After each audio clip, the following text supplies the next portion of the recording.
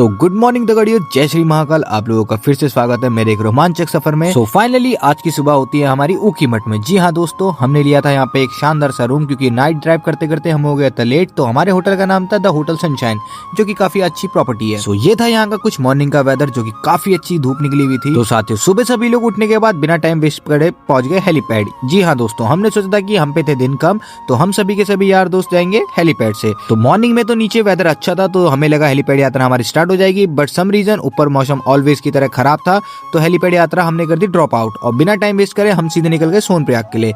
तो हम सीधे पहुंचे सोनप्रयाग मार्केट पे दिन के 3 बजे। एंड गाइस, आते आते टोटली वेदर चेंज हो चुका था। जी हाँ दोस्तों, और ये हमारी कुछ पुरानी यादें हैं। यहाँ पे हम एज ऑलवेज स्टे करते हैं। एंड साथियों, व्लॉग आने में बहुत ज्यादा लेट हो गया, आई नो, बट क्या करूँ guys, duty plus blog editing and personal life सब चीजें एक साथ मैशअप हो रही है, तो टाइम नहीं मिल पा रहा। बट कोई नहीं, इन चीजों पर भी वर्क करा जाएगा जल्दी। सो इस बार एंट्री करवाने के लिए गाइस हमने करा था पुलिस स्टेशन के पास अपना रजिस्ट्रेशन। एंड आफ्टर दैट हम करी थी हमने ट्रैकिंग स्टार्ट अपनी। तो जो भी मेरे भाई लोग पहले केदारनाथ जा चुके हैं उन्हें तो ये रास्ते मालूम ही होंगे, बट जो नहीं गए उनके लिए ज्ञान की बात मैं बता देता हूँ। साथियों, केदारनाथ आना कोई ज्यादा बड़ा खेल नहीं है। आपको बस नॉर्मली हरिद्वार से आना है ऋषिकेश, और ऋषिकेश से प्रातः निकलना है बस लेके सीधे सोनप्रयाग के लिए। सोनप्रयाग से आपको टैक्सी मिलेगी जो कि आपको डायरेक्ट छोड़ेगी गौरीकुंड। गौरीकुंड से आप अपनी ट्रैकिंग स्टार्ट कर सकते हैं। जैसा कि आप देख सकते हैं जीप में लगा था टाइम, तो हम लोग उतर के पैदल पहुंच गए सीधे सोनप्रयाग की मार्केट में। जी हाँ, पहुंचते पहुंचते हमें हो गया था लेट, तो हमने सोचा हम करते हैं ट्रैकिंग स्टार्ट।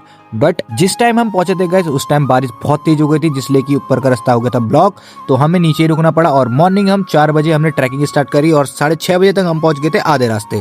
मॉर्निंग का व्यू आप देख ही सकते हो। और साथियों, मैं आपको सच बताता हूँ कि रास्ते भर की थकान के कारण मैं व्लॉग नहीं बना पा रहा था, क्योंकि ट्रैकिंग के साथ साथ व्लॉग बनाना बहुत हेक्टिक हो रहा था। और ये मैं और मेरे दोस्तों की हालत है केदारनाथ पहुंचने से पहले, सभी की हालत खराब हो चुकी थी, बट मजा भी उतना ही आ रहा था गाइस। एंड एक बात और, अगर जिसने भी मेरे पुराने व्लॉग नहीं देखे हैं बद्रीनाथ और तुंगनाथ के, तो प्लीज जाके जरूर देखिएगा। आपको बहुत ही इन्फॉर्मेटिव चीजें और कहानियां वहां की देखने को मिलेगी। तो साथियों, ये मेरा 6ठा साल था लगातार केदारनाथ में आने का। केदार बाबा की कृपा से मैं हर साल आ जाता हूँ। आई होप आप लोग भी आए और आते रहे हमेशा। तो साथियों, यहाँ से रिलेटेड कहानी आपको यूट्यूब में देखने को बहुत मिल जाएगी, और अगर आपको मेरी थ्योरी देखनी है तो आप मेरे पुराने व्लॉग्स में जाके यहाँ से रिलेटेड कहानी भी देख सकते हैं। तो साथियों, पहुंचने के बाद हमने एक रूम परचेस किया, और वहाँ पे हमने मुंह हाथ धोने नहाने धोने के बाद हम निकल गए मंदिर की तरफ को। और हमारे दर्शन गाइस बहुत ही अच्छे रहे, बहुत ही भव्य दर्शन हुए हमारे। और वहां से होने के बाद एज ऑलवेज आप लोग जानते हैं कि केदारनाथ के दर्शन करने के बाद आप भकुंड भैरव के दर्शन जरूर करेंगे, तो आप लोग उस चीज का बहुत ध्यान रखिएगा। तो साथियों, यहाँ पे पहुंचने तक तो अभी हमारा ज्यादा एक्सपेंस नहीं लगा था, नॉर्मली पेट्रोल का खर्चा लगा था, एंड रस्ते में जो भी हमने खाया पिया थोड़ा बहुत, और जो होटल की कॉस्टिंग पड़ी थी हमें, वो नॉर्मली हमें पड़ी थी 1000 रुपए कुछ ही घंटों के लिए, क्योंकि सभी जनों ने मिला के उसे ले लिया था। तो साथियों, हमारी किस्मत काफी अच्छी थी, क्योंकि आज अच्छी खासी धूप निकली हुई थी, तो हमें ठंडा वगैरह ज्यादा नहीं लगा।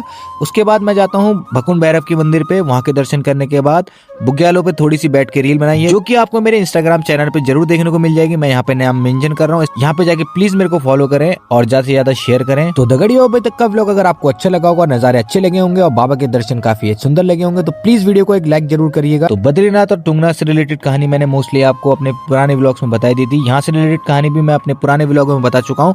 फिर भी एक ओवरऑल आपको ऐसी बता देता हूँ कि महाभारत के युद्ध के बाद जब शिवजी जी पांडवों से नाराज थे, तब वह बैल का रूप धारण करके चले जाते हैं।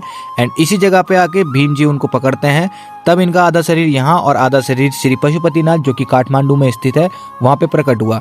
तभी से माना जाता है कि यहाँ के दर्शन करने के बाद आपको पशुपतिनाथ महाराज, जो कि काठमांडू में नेपाल में स्थित है, वहां जाना आवश्यक है। बाकी साथियों, जितनी भी रहस्यमय चीजें हैं, ये कहीं ना कहीं कैसे न कैसे आपस में कनेक्टेड है।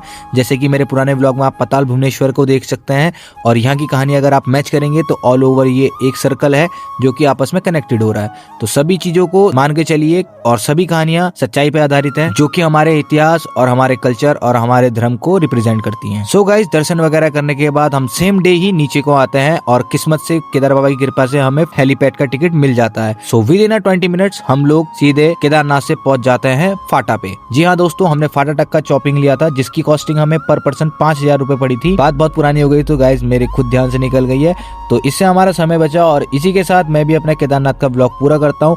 इस बार का ब्लॉग बहुत ही यादगार था, बहुत ही अलग अलग और एक्सपेंसिव चीजें करी। तो दगड़ियों, आई मेक श्योर कि इतना छोटा व्लॉग आज तक केदारनाथ का किसी ने भी नहीं दिया होगा, जिसमें छोटी मोटी चीजें, यहाँ का सब चीज आपको एक ही व्लॉग में देखने को मिलेगा।